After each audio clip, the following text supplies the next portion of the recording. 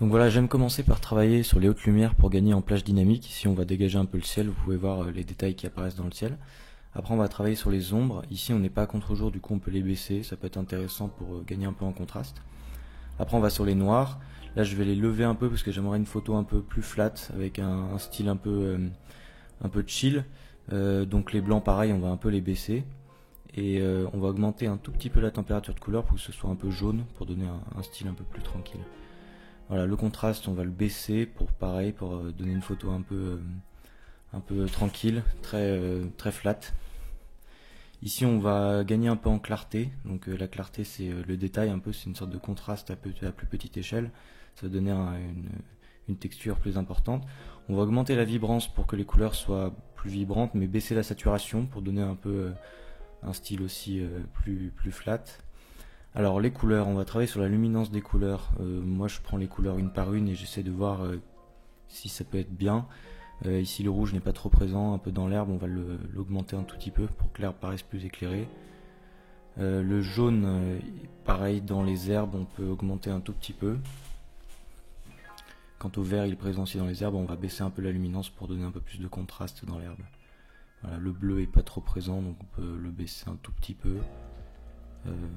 Voilà, pareil, le bleu ici, on va l'augmenter un tout petit peu pour donner un peu plus de contraste dans le ciel. Voilà, maintenant on va passer sur les teintes. Donc les teintes, on va regarder chaque teinte de chaque couleur en fait.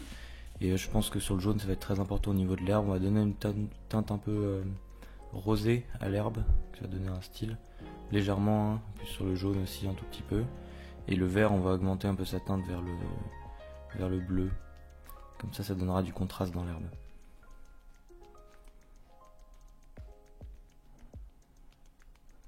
Voilà, on va augmenter un tout petit peu le gain pour gagner en netteté, même si la photo est de très bonne qualité, la luminance pareil.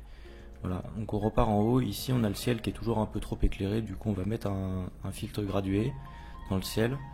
Donc voilà, on va régler la couleur, on va mettre un peu du bleu, légèrement. Voilà, on va augmenter le bruit et le moiré, ça donnera un petit effet de dégradation de la photo sur le haut avec un peu de bruit, ça peut être joli. On baisse l'exposition, on augmente le contraste, on baisse les ombres pour gagner un peu plus en contraste. On va baisser les hautes lumières pour gagner les informations du ciel, avoir plus de contraste, baisser encore l'exposition.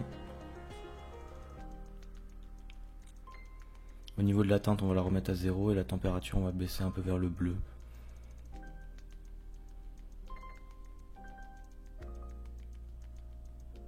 Voilà, et on augmente la clarté et on baisse les ombres pour avoir plus de détails.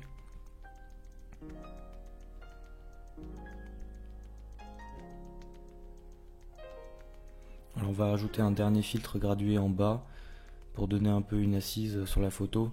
Le bas de la photo est assez inintéressant, donc on va largement baisser, on va mettre ainsi un peu de jaune. On va augmenter le bruit et le noiré pour donner une texture intéressante. La netteté, on va la baisser, comme c'est le premier plan. Voilà, on baisse les hautes lumières, on baisse l'exposition aussi pour donner un peu un côté sombre en bas de la photo et on va baisser les ombres aussi.